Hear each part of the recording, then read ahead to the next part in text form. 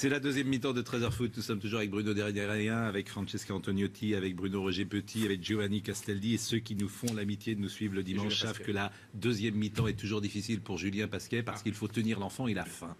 Donc à 13h30, généralement, c'est un gimmick chaque dimanche. Et la souris.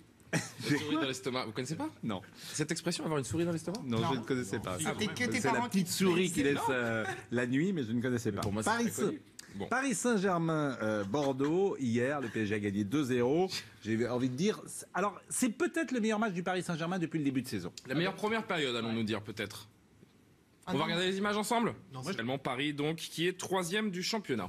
Alors, pourquoi vous dites ça? Moi, j'aime bien qu'on en parle d'ailleurs. Maintenant, pourquoi vous dites c'est scandaleux, Ben Arfa, il le fait rentrer 10 minutes? Mais non, d'abord, il l'a fait rentrer. Il se moque un petit peu de nous. Mais pourquoi? Mais il se moque du monde, je vais vous dire pourquoi. Parce que c'était un moment du match où l'affaire était pliée et entendue. Verratti était sorti. Or, s'il y a un autre homme du match à désigner hier, c'est bien Marco Verratti, mais qui est un joueur exceptionnel. C'est incroyable ce qu'il a fait hier, tout tourné de 70 minutes où il est resté bon. Et Ben Arfa rentre à la 77e minute. Et effectivement, de la part d'Emery, se moquer du monde. Moi je dis Parce qu'on a envie de le voir jouer, vous ça dites, fait 5 matchs qu'il est absent. moi je le vois pas comme ça, je trouve. Comment vous dire? Il n'a pas joué depuis 6 matchs, je le fais rentrer un quart d'heure, il reprend ses aises.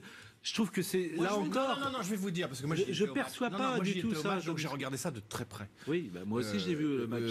Ben Arfa, mais là où j'étais, je voyais certaines choses qu'on ne voit pas à la télévision. Oui. Ben Arfa, mais non, mais c'est vrai. Ben Arfa s'est échauffé pendant une demi-heure. Oui, comme il y a tous eu les un moment, joueurs. c'était terrible. Il se passait des choses encore sur le terrain. Oui. Il était sur le bord de la touche. Il trépignait. Il avait envie d'entrer. Il avait envie de jouer. Mais je voyais Emery qui le regardait et qui faisait exprès de le regarder comme s'il voulait lui adresser un signe et puis hop, non, mais je vous jure, c'est vrai. C'est de l'interprétation. Vous êtes dans le cerveau d'Emery. Emery joue avec les nerfs de Ben Arfa, je vous le garantis. Et hier, c'était pas tant.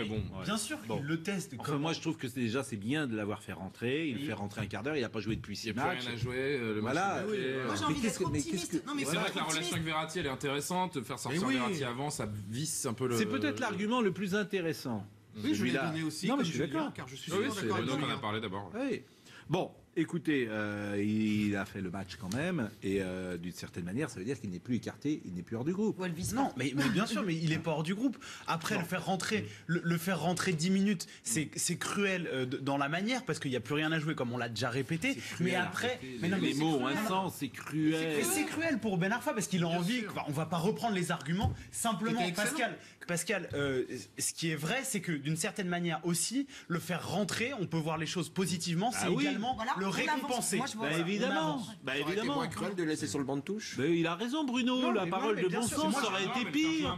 Mais c'est ça, franchement, vous êtes à côté. Vous êtes des constructions intellectuelles. Moi, sur le cas Ben Arfa, j'ai beaucoup tapé sur Emery, mais là, on a quand même l'impression qu'il est en train de. On y viendra, t'inquiète pas. On est en train de changer. Il est en train un peu de changer sa façon de voir les choses. Et moi, j'ai envie de dire, heureusement, c'est bien, les choses avancent. Mais Ben Arfa, même si ça a été un peu le farcing, mais tant mieux si les deux arrivent à s'entendre. Le PSG, c'est le meilleur match. C'est le meilleur match du PSG. C'est peut-être le meilleur match du PSG parce que c'est le PSG de Laurent Blanc. Référence clairement. C'est ça. Franchement, la compo de. Alors c'est le PSG de Laurent Blanc. C'est pas le milieu de terrain. C'est vrai que c'est le milieu de terrain de Laurent Blanc sans Zlatan. Unai Emery a voulu jouer avec et sans la touillette 3-1 en début de saison. Là, c'est retour aux fondamentaux. C'est vrai que c'est le milieu de terrain hier qui a fait la différence avec un Verratti exceptionnel. Tous les nouveaux sont pas là. Krychowiak, tout ça, c'est dehors. Thiago Motta qui a battu des records encore de ballons touchés. 163 ballons touchés pour Thiago Motta. Il n'y a que Meunier qui reprend aussi du coffre, qui nous fait du box-to-box quasiment pendant toute la rencontre. Voilà, c'est le milieu de terrain de Laurent Blanc qui a brillé hier dans ce 4-3-3. Julien, cette équipe, à part Meunier, et Areola. Non mais Areola, il a été formé. C'est l'équipe de l'année dernière. Donc mais en même temps. Écoutons Thiago Motta qui a été excellent d'ailleurs. C'est aussi son meilleur match. 163 ballons touchés. Non mais dès que tu remets Thiago Motta à son poste, arrêtez, vous avez démoli Thiago Motta, mais il était à son poste hier, il était très bon. Mais non, mais hier il a été très bon. Et surtout il n'a pas été agressé. Bordeaux, il y a eu zéro agressivité. Il a joué. Mais il joue sur son poste, bon sang de bois. Mais il a joué. Bon sang de bois. On va écouter. On invente les expressions. La souris dans l'estomac. On va écouter Thiago Motta et Emery. J'aime pas faire des comparaisons. Je pense qu'aujourd'hui, on est en train de construire quelque chose de bien. Aujourd'hui, c'est une autre histoire. Aujourd'hui, on essaye de continuer à gagner, que c'est plus difficile.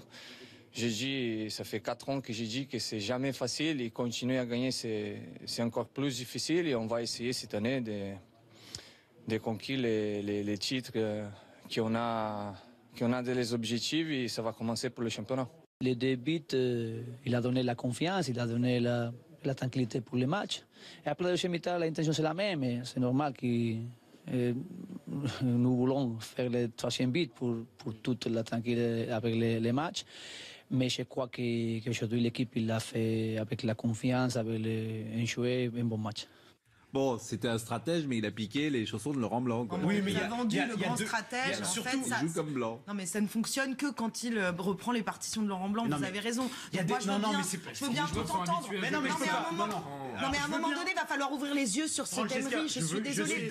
On est d'accord sur le trio, mais il y a des choses que le Paris Saint-Germain a fait en première période.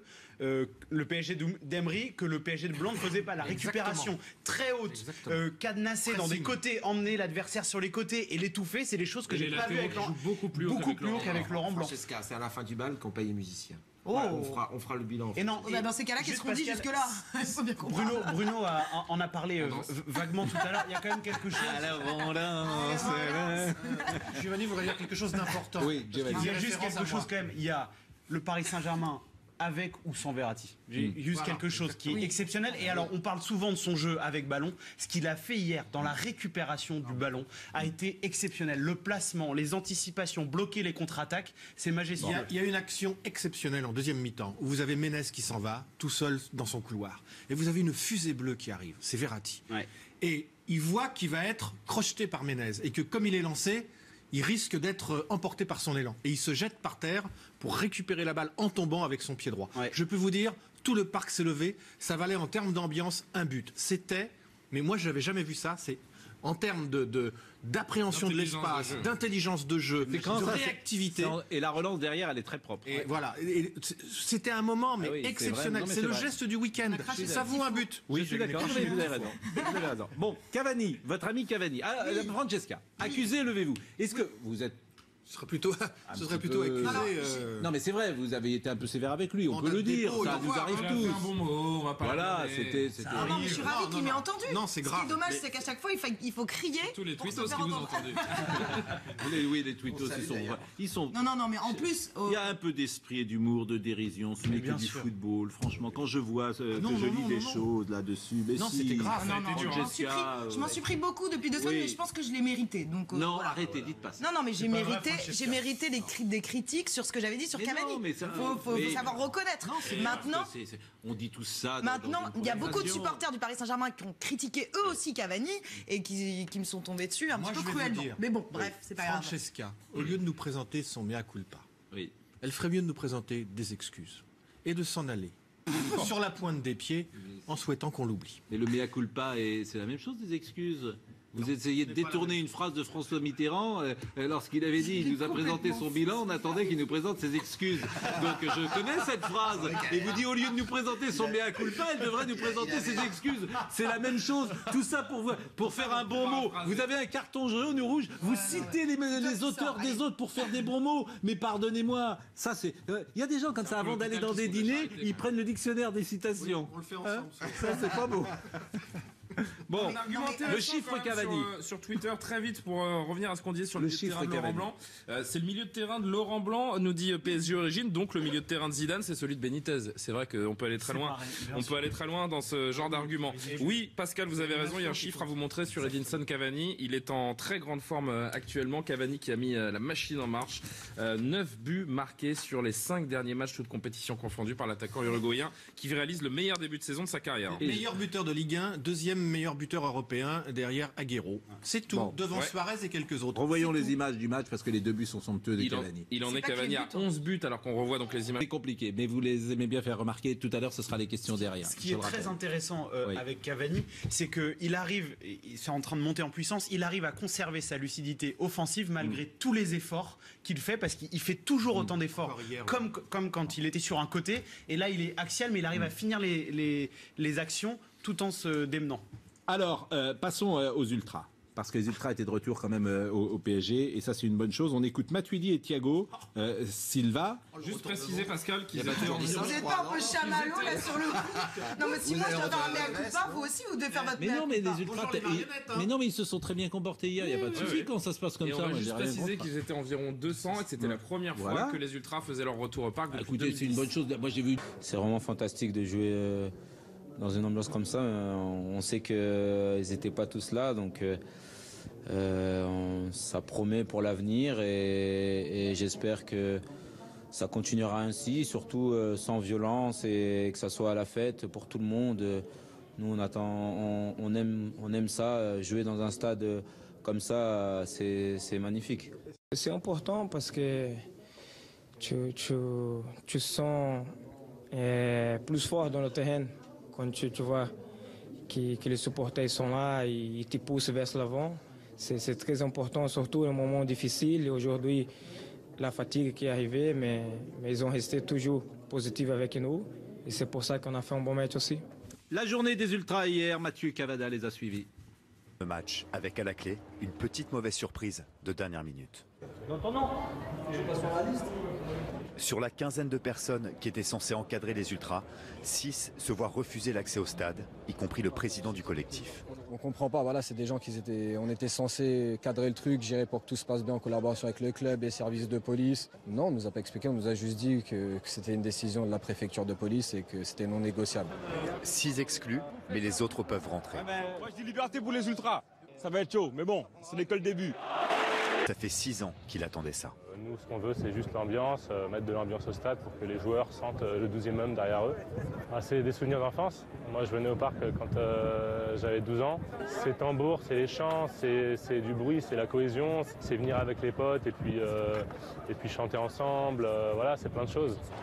Bon, je crois qu'on a beaucoup parlé des Ultras. On a compris. Rien de neuf à dire d'une certaine manière, sinon attendre qu'il ne se passe aucun souci, ce qu'on souhaite tous. Et non, moi ce que j'ai trouvé génial, c'est les joueurs à la fin qui sont allés féliciter les Ultras. On sent qu'ils en avaient besoin, les joueurs également. Mais je suis d'accord avec vous. Le président, tout le monde a besoin de ça. Mais l'important, c'est l'effet de contamination. C'est-à-dire qu'effectivement, ils étaient 200. Mais moi, il y avait très longtemps que je n'ai pas vu la tribune, notamment Auteuil, vivre comme ça, s'agiter comme ça, parce que ceux qui le font, tous les autres le font avec eux. Et par un prompt renfort, voilà. Ils étaient 5000 à s'agiter, et je peux vous dire qu'à un moment, la tribune Borelli tremblait parce que Auteuil vibrait. On fait le point sur les matchs de cette 8e journée. On écoutera les entraîneurs avant de passer aux questions de Bruno derrière. 4 autres résultats à évoquer parmi les matchs de 20h hier. Regardez ce qui s'est passé avec Caen qui a dominé Toulouse. Match nul 3 partout entre Dijon et Montpellier. Sachez que s'il y a un petit problème technique, Lille s'est donné de l'air en bas du classement en battant Nancy 1-0. Et Nantes également dans le même esprit qui était en bas de tableau, qui a pris 3 points à domicile contre Bastia. Écoutons les entraîneurs. Grand-mère est très contente parce qu'elle vous aime bien. Et elle m'a dit, comme ça, Girard, il va rester à Nantes. Ben ouais, parce que la grand-mère de l'autre que j'ai croisée l'autre fois, elle n'y a pas dit pareil. Donc voilà, non, je suis très heureux. Moi non, mais bon, je m'occupe pas trop de ça. Je crois que l'important pour moi, j'ai qu'une réponse à donner, c'est avec le groupe, c'est le terrain.